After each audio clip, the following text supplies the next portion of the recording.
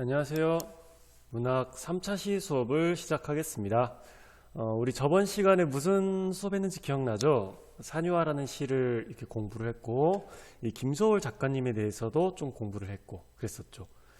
다양한 산유화, 꽃이 피네, 종결음이 반복이라던가 이 존재의 근원적 고독 또는 또 뭐가 있었죠? 그렇죠. 생선과 소멸, 대자연의 섭리, 수미상관, 산, 꽃, 새가 의미하는 거, 감정이 너무 많은 걸 공부해서 머리가 좀 많이 아팠죠. 이번 시간에는 이제 그거를 좀 더 복습하는 시간으로 한 번 더 사용하려고 합니다. 시도 어려웠고 외울 게 많아서 한 번 더 복습한다는 생각으로 78페이지를 한번 나가 보겠습니다. 잘 들어주세요. 교과서 페이지 78페이지입니다. 자, 이거를 작성을 해야겠죠. 학습활동 1, 2, 3번을 작성을 할 건데 오늘은 좀 쉬울 거예요. 왜냐하면 여기 나온 답들이 거의 다 저번 시간에 다 한 번씩은 언급이 된 거라 그렇게 어렵진 않을 거예요. 대신 이곳에다가 필기를 열심히 해야겠죠. 자, 그럼 1번부터 보겠습니다. 이 시를 천천히 소리내어 읽고 운율을 형성하는 요소를 찾아보자고 했죠. 자, 한번 봐볼까요? 자, 이 시를 천천히 소리내어 읽고 운율을 형성하는 요소를 찾아보자.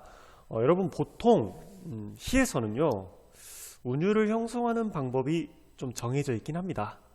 가장 자주 쓰이는 것은요 반복을 가장 많이 사용합니다. 시에서는 반복을 통해서 운율을 형성하는 경우가 많아요. 왜냐하면 같은 말이라든가 또는 같은 구를 반복함으로써 이 과정에서 좀 라임, 즉 랩으로 치면 라임이 생기고 또 시로 치면 리듬감이 생겨서 운율이 형성되기 때문이에요. 그러면은 우리 산유화에서 어떤 부분에서 이런 반복이 일어나는지 혹시 기억나나요? 한번 생각을 해보세요. 뭐가 있었죠? 그죠? 아이고, 다시 넘어가야겠네. 다시 시를 한번 보면 어떤 게 있었죠? 자, 네 종결음이 네가 반복되는 거, 이것도 반복이죠. 이걸 통해서 제가 운율감 형성할 수 있다 했을까요? 없다 했을까요? 그렇죠. 있다 했었죠. 그리고 삼음보가 계속 반복되고 있잖아요. 보시죠. 산에는 한 번 쉬고 꽃 피네, 꽃이 피네, 삼음보. 가을, 봄, 여름 없이 꽃이 피네, 삼음보. 모든 게 다 삼음보가 반복되고 있다 했다. 이것도 반복이기 때문에 운율감 형성이라고 할 수 있겠죠. 자, 그리고 또 무엇이 있는지 한번 답을 봐봅시다. 자, 봅시다. 이렇게 네 가지가 있네요. 첫 번째, 일원과 사연의 변형된 수미상관 구조. 그렇죠. 일원하고 사연이 형태가 똑같았죠. 거의 유사했죠. 그렇기 때문에 일원과 유사한 연이 반복된다는 것도 반복으로 볼 수 있기 때문에 운율의 형성이라 할 수 있겠죠. 자, 수미상관 구조, 운율의 형성 해당됩니다. 적어주시고요. 자, 그런데 이 변형된이라는 말이 좀 이상하죠. 변형, 뭔가 바뀌었다는 거죠. 무엇이 바뀌었냐면요, 이제 보통 수미상관이라고 하면은 일연과 사연은 아주 똑같이 첫 번째 연과 마지막 연이 아주 동일하게 나타나는 걸 수미상관이라 하는데, 자, 산유화 같은 경우는 조금 변형이 됐어요. 일연에서는 산에는 꽃이 피네, 산에는 꽃 피네, 꽃이 피네, 가을, 봄, 여름 없이 꽃이 피네 라고 했다면, 마지막 사연에서는 뭐라 되어 있죠? 산에는 꽃 지네, 꽃이 지네, 가을, 봄, 여름 없이 꽃이 지네. 어때요? 일연은 꽃이 피네, 사연은 꽃이 지네. 약간 변화가 생겼죠? 그래서 이거를 변형된이라고 표현한 겁니다. 이해하셨죠? 자, 그리고 보면은 또 이것도 있네요. 이연의 사내와 같은 시구의 반복. 이연은 어떤 시죠? 어떻게 되어 있죠? 산에 피는 꽃은 저만치 혼자서 피어 있네 라고 되어 있는데, 산에 피는 꽃은 저만치 혼자서 피어 있네 라고 하지 않고 산에 피는 꽃은 저만치 혼자서 피어 있네. 자, 이렇게 반복을 사용함으로써 또 운율을 형성하는 요소로서 작용이 되는 겁니다. 자, 그리고 세 번째, 앞에도서도 설명했죠? 종결음이 뭐를 한다? 네를 반복하고 있다. 그렇죠. 종결음이 네를 반복함으로써 운율감을 형성할 수도 있고, 또 뭐가 있다 했었어요? 종결음이 네를 통해서. 이건 운율은 아니지만 또 뭐가 있다 했죠? 그렇죠. 감정을 절제하는 효과도 있다 했죠.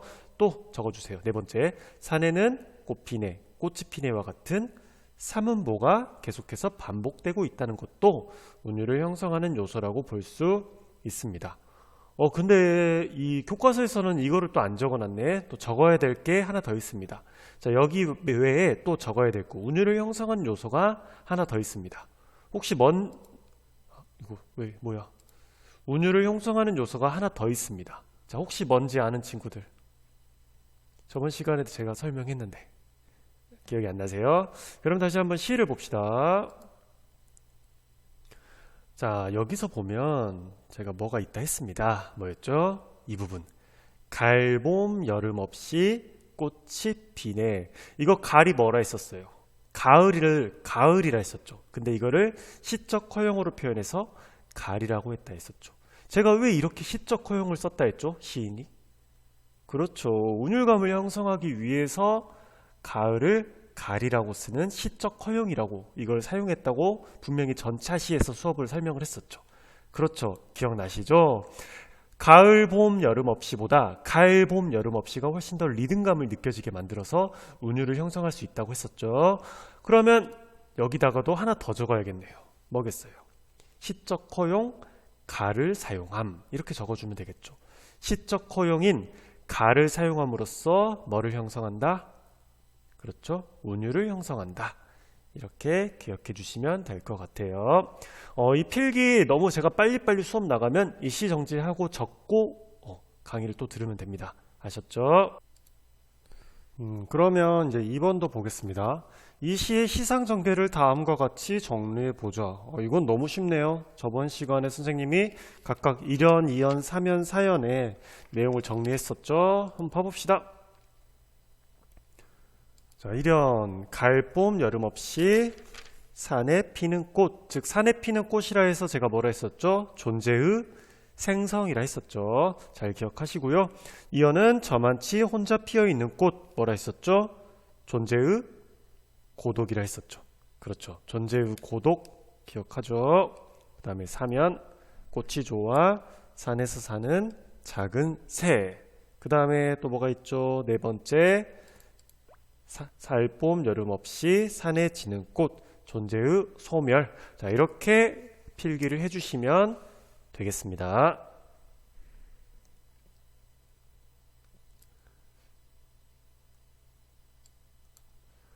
그러면 이제 3번을 보겠습니다. 모든 분들과 함께 이 시의 내용과 형식이 어떻게 관련되어 있는지 알아보자.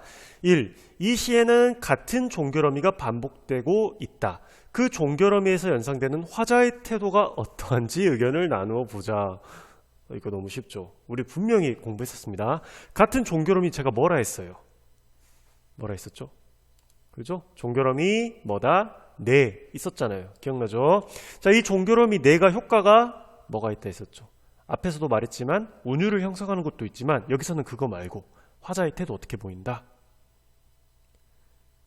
그렇죠. 어떤 거다? 굉장히 감정을 절제하고, 화자가 감정을 절제하고 어때요? 또 관조적 태도를 보이는 효과가 있다라고 했었습니다. 그럼 답을 확인해 봐야겠네요. 뭐라고 필기하면 될까요? 이렇게 적어주면 되겠죠. 자, 아니면 간략하게 적으셔도 됩니다. 내용만 이해할 수 있게. 자, 이 시는 각 연에서 종결어미 네가 반복되고 있다. 네는 단순한 서술의 뜻을 나타낼 때 사용하는 종결어미로, 이 종결어미를 사용하면 화자의 정서나 의견이 배제된다. 즉 드러나지 않는다는 거죠. 이 때문에 화자가 자신의 감정을 절제하고 상황을 관조적으로 바라보는 듯한 느낌이 든다. 여기서 관조적이 뭐라 했었죠? 대상을 단순히 지켜보는 거. 그냥 단순히 대상과 사물을 지켜보는 태도, 별다른 감정 없이 지켜보는 태도를 우리가 관조적이라고 했던 거죠. 자, 그러면은 이제 2번 봐보겠습니다. 이연의 행 배열을 다음과 같이 바꾼다면 시의 느낌이 어떻게 달라지는지 이야기를 해보자. 이렇게 바꾼다네요. 산에 산에 피는 꽃은 저만치 혼자서 피어있네. 이연은 어떻게 되어 있죠? 산에 산에 피는 꽃은 저만치 혼자서 피어있네 라고 되어 있었습니다. 그거를 어떻게 고친다? 여기 1, 2, 3행을 한꺼번에 묶어버린다는 거죠. 그죠? 그러면 어떤 느낌이 들까요? 자, 봐보세요. 제가 저번에도 말을 했지만 사내 이렇게 제가 어떤 시에서 말을 했었죠? 고백 편지 6 감전되었다 기억나죠? 74페이지의 시. 거기서 설명할 때 이것도 유사합니다. 행은 보통 읽을 때 행과 행을 넘어갈 때 한 번씩 텀을 두고 읽게 되잖아요. 그렇게 되면은 제대로 읽어본다면 사내 한 번 쉬고 사내 한 번 쉬고 피는 꽃은 한 번 쉬고 저만치 혼자서 피어 있네 라고 아주 천천히 읽게 됩니다. 반면에 자 이렇게 읽어야 된다면 사내 피는 꽃은 한 번 쉬고 저만치 혼자서 피어 있네.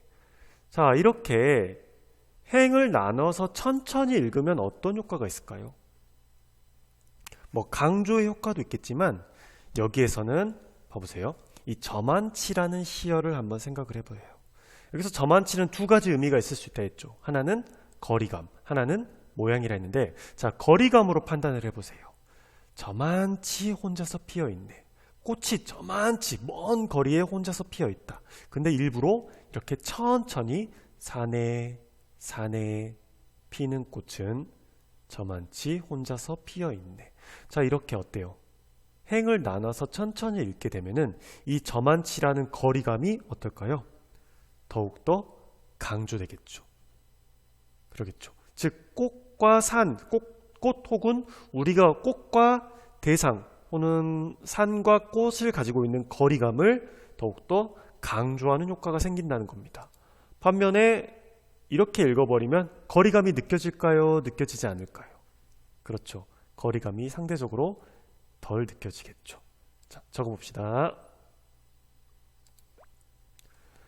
사내와 같이 행을 나눌 경우에는 산과 산의 거리감을 시각적으로 형상화하여 산과 산 그리고 산과 꽃 사이의 거리감이 강조되었다면 사내를 한 행에 배치한 경우에는 산과 산 사이의 거리감이 상대적으로 덜 느껴진다. 그러겠죠. 이렇게 한 행으로 읽어버리면 빨리 읽기 때문에 거리감이 덜 느껴지겠죠.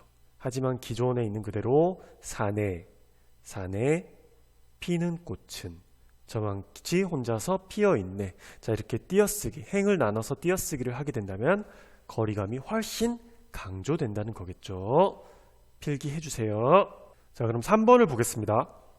다음은 이 시에 관한 다양한 해석 가운데 하나이다. 이렇게 해석할 수 있는 근거를 이 시의 내용 및 형식과 관련지어 찾아보자. 보겠습니다. 자, 산유와인은 자연과 생성의 다시 읽어야겠네. 산유와인은 자연의 생성과 소멸이 나타나 있다. 그리고 이 시의 형식상 특징에 따라 자연이 생성과 소멸을 반복하는 순환적 질서를 지니고 있음을 알 수 있다. 너무 쉽다. 뭐겠어요? 자, 자연과 생성 나타나죠? 산유화에서는 뭘로 나타나요? 자연의 생성은 꽃이 피는 거, 소멸은 꽃이 지는 거죠. 그리고 제가 분명히 저번 시간에 수업했습니다. 이 시의 형식상 특징에 따라 자연이 생성과 소멸을 반복하는 순환적 질서를 지니고 있음을 알 수 있다. 뭐겠어요? 이 시의 일연과 사연이 어쩐다 굉장히 유사한 그 첫 번째 연과 마지막 연이 굉장히 유사한 어떤 구조? 수미상관 구조를 가지고 있다 했잖아요. 그죠? 일연은 뭐라 했어? 산에는 꽃 피네 꽃이 피네 가을봄 여름 없이 꽃이 피네. 사연은 산에는 꽃이네 꽃이 지네 가을봄 여름 없이 꽃이 지네. 유사하죠? 이 수미상관 구조가 자연의 순환을 잘 드러내고 있다고 저번 시간에 설명을 했었죠? 자, 이렇게 적으면 되겠습니다. 이 시의 일연과 사연은 피내와 지대의 차이만 있을 뿐 나머지 시구의 통사 구조가 동일한 수미상관을 이루고 있다.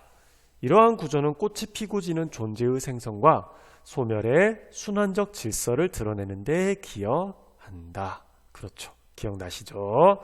이렇게 필기를 해주시면 될 것 같습니다. 너무 쉽죠? 복습이니까. 자, 그러면 이제 79페이지로 한번 봐보겠습니다.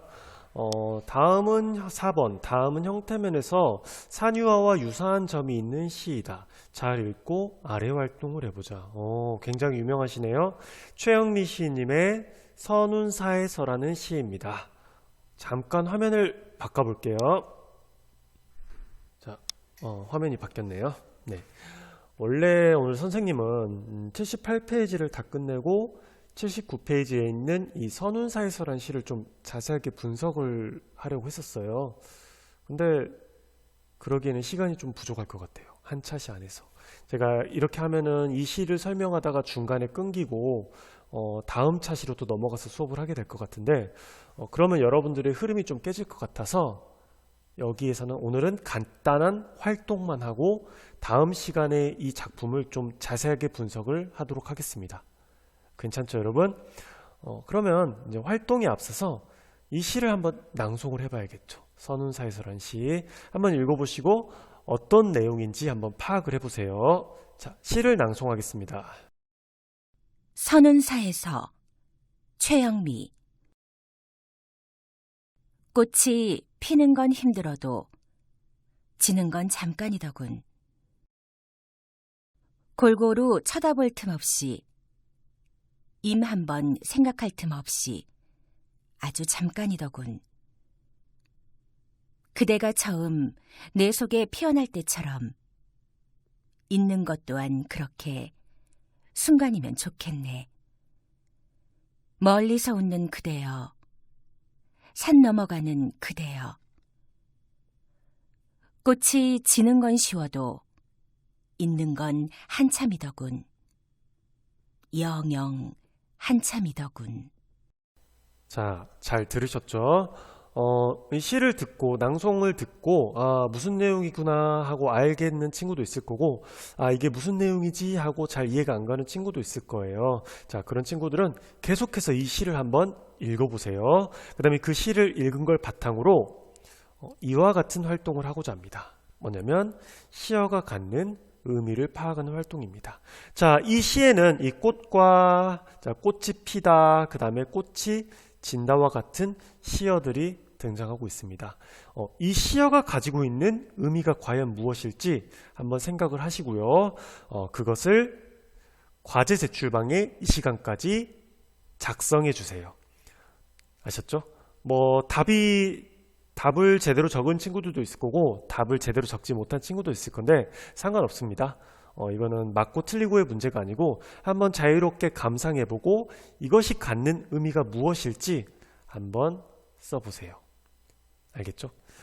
자, 이 활동을 끝으로 오늘 수업은 마무리 짓도록 하겠습니다. 굉장히 고생 많으셨습니다. 자, 우리 다음 시간에 봐요. 안녕히 계세요.